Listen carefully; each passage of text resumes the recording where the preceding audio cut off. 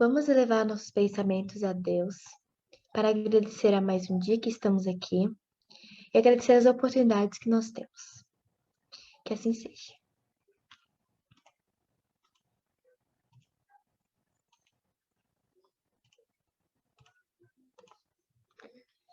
Olá, meu nome é Beatriz Ventrela Oliveira, eu sou do Centro Espírita Jesus Nazareno em Itajaí e o mês do Jovem Espírita tem como tema a valorização da vida. E o meu tema de hoje é o autoconhecimento. Antes de começarmos a falar sobre o autoconhecimento, eu gostaria de perguntar para vocês se já se perguntaram o que é o autoconhecimento e o que ela nos traz. Então, o que é o autoconhecimento? Segundo a psicologia, significa o conhecimento de um indivíduo sobre si mesmo. A prática de se conhecer melhor faz com que uma pessoa tenha controle de suas emoções, independente de serem positivas ou não. Mas e no Espiritismo? O autoconhecimento no Espiritismo significa a habilidade de saber como e onde agem nossos pontos frágeis, e até a quem atribuímos nossas emoções e sentimentos, facilitando-nos compreender melhor os que nos rodeiam.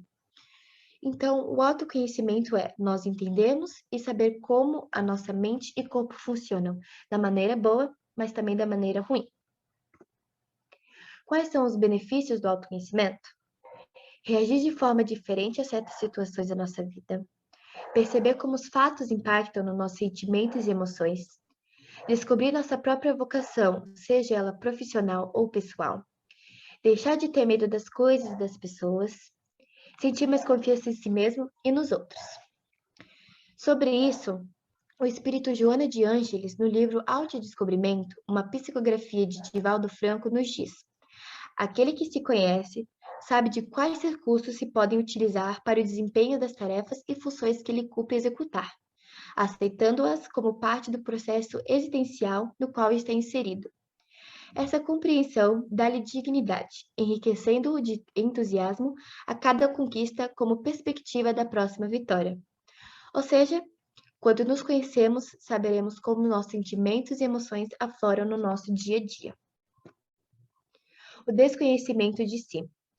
As preocupações que nós damos importância, como as opiniões dos outros, aparência, conquista das coisas externas, convívio social e disputas insignificantes, faz com que uma pessoa descuide-se de si mesma e permaneça ignorante de sua realidade profunda. A dependência emocional nos afasta de nós mesmos. O desconhecimento tem um resultado que se resume à perda da própria identidade. A internet faz muito hoje em dia, né? Nós olhamos uma foto de algum famoso ou de uma pessoa que nós admiramos muito e nos comparamos em todos os aspectos. E isso pode afetar tanto o físico como o mental. Isso causa a depressão, ansiedade e infelicidade. Joana de Ângeles também fala sobre isso. É necessário um exame profundo e sério, constante do si, da sua constituição, dos objetivos que deve perseguir, dos meios a utilizar, de como encontrar os recursos para lográ-lo. Essa análise tem por meta a autoconscientização, mediante a qual se ampliam as arestas e o curso do rio existencial desliza na direção do mar da paz. Para tanto, é imprescindível o autoexame dos comportamentos mentais, emocionais e físicos sociais. O auto-perdão. O auto-perdão é essencial para uma existência emocional tranquila. Joana de Ângeles diz que o indivíduo tranquilo, porque portador de confiança em si mesmo, não se atormenta quando enfrenta situações novas e desafiadoras, agindo com serenidade, sem a preocupação exagerada de parecer bem, de fazer-se detestado, de eliminar o outro ou se sobrepor-se a ele. É natural e espontâneo, aberto aos relacionamentos interpessoais, respeitador das ideias e condutas do outro, embora não abdicado de suas próprias, nem as mascarando para agradar ou exibindo-as para impô-las. Dialoga com suavidade, emotividade assinalado, aquele que se ouve com algo agradável e duradouro que brinda com contato estabelecido. Ou seja, com a mente tranquila, a sua rotina, humor e qualidade de vida irá mudar. Todos têm o dever de se perdoar, buscando não rescindir no mesmo erro. Qualquer ascensão exige esforço, assim como toda mudança propõe ampliação ou renovação do paradigma. As grandes conquistas da humanidade firmaram-se mediante a superação dos paradigmas tão vigentes, fixando-se pelos valores de que constituíram um caráter propulsionador do progresso. A mudança tem um paradigma aceito por outro indivíduo, produz reações que equivalem ao prazer de preservar os valores estabelecidos nos moldes em que se apresentam, de Joana de Ângeles.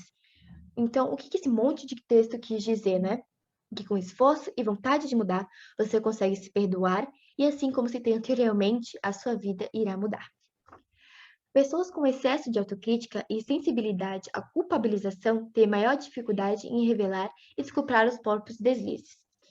Em alguns casos, é como se colocássemos lupas na frente do erro e aumentasse mais e ficasse remoendo aquele sentimento de culpa. Tem a ver também com a autoexigência que praticamos conosco e como encaramos os erros que cometemos. Se errar significa falhar, ser incompetente ou fraco, então fica difícil o perdão para nós mesmos. A culpa assume a função de um autoflagelo, diferente da função positiva de reparação que pode desempenhar. É possível reparar o erro, porque todos nós estamos em evolução. Nós estamos, no mundo de provas e expiações. Porém, nós temos que ter a vontade para mudar. E Deus não está esperando a nós com algo para nos castigar, e sim de braços abertos esperando por nós. Seja qual for a gravidade do ato infeliz, é possível repará-lo quando se está disposto a fazê-lo, recobrando o bom humor e a alegria de viver. Livro dos Espíritos, questão 919 e 919-A. Qual o meio prático mais eficaz para se melhorar nesta vida e resistir aos arrastamentos do mal? Um sábio na antiguidade nos disse: conhece-te a ti mesmo. Questão 919-A. Concebemos toda a sabedoria desses ensinamentos, mas a dificuldade está precisamente em conhecer-se a si mesmo. Qual o meio prático de conseguir fazer isto? Santo Agostinho nos ensina: fazia o que fazia quando estava na terra. No fim do dia, interrogava a minha consciência, passava em revista o que havia feito e me perguntava se não havia faltado com o dever e se ninguém tinha o que se queixar de mim. Portanto, pare e reflita. Entenda sua consciência, pois ela é a justiça que te condena quando está confusa. Perceba seus erros e proponha-se repará-los de forma humilde, porém resiliente. Conhece-te a ti mesmo. O conhecimento de si mesmo é o verdadeiro desafio da felicidade.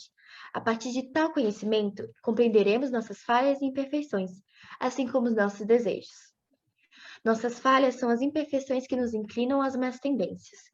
Quando passamos a refletir os atos passados, conseguimos observar de forma racional os nossos erros. O conhecimento de si mesmo proporciona o entendimento de nossas limitações, de nossos medos, assim como de nossas capacidades. Se conhecer é a melhor possibilidade de controlar de forma consciente as nossas escolhas e tomar posse de nossa caminhada futura a fim de alcançar a evolução moral. Então, para adquirir o autoconhecimento, é necessário entender seus desejos e seus limites. O que eu realmente quero, o que contribuirá com a minha evolução e, dentro do livre-arbítrio, quais limites eu posso chegar. Ou seja, o que poderá estar fazendo mal ao meu corpo, ao meu espírito e principalmente ao meu irmão próximo. Conclusão. Independente das críticas e opiniões alheias, e ainda que ninguém nos aprove, teremos o autoconhecimento suficiente para nós mesmos, nos aprovarmos e principalmente nos amarmos. Por fim, gostaria de deixar uma fala de Jesus. Conhecerás a verdade, ela vos libertará. Muito obrigada.